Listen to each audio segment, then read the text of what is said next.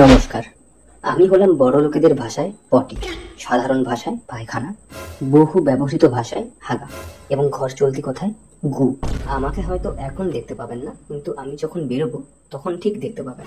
আর মাঝে মাঝে একটু আধটু যদি পেট খারাপ হয় তাহলে আমার গন্ধটা আপনারা পেতে পারেন। এই যে লোকটিকে দেখছেন আপনারা, ইনি আগে সকালবেলায় নিয়মিত গ্যাসের ট্যাবলেট খেতেন, তারপর দুপুরবেলা জোয়ান খাওয়া শুরু করলেন। এখন সারাদিনে দুটো ট্যাবলেট খান, একটা হাগা বেশি হওয়ার জন্য আর একটা হাগা কম হওয়ার জন্য। এই লোকটিকে এখন কে বোঝাবে যে এত ট্যাবলেট খেলে এমনিতেও হাগা উৎপাদন করা মেশিনের কার্যক্ষমতা শেষ হয়ে যাবে? এমনিতেও তো আমরা গু নাকি, কোনো নেতা তো নয় যে গিরগিটি হয়ে যাবো, যখন ইচ্ছে ঢুকবো যখন ইচ্ছে বেরোবো। আমরা হচ্ছি কিছু তুচ্ছ কণা, বর্জ্য পদার্থ মাত্র।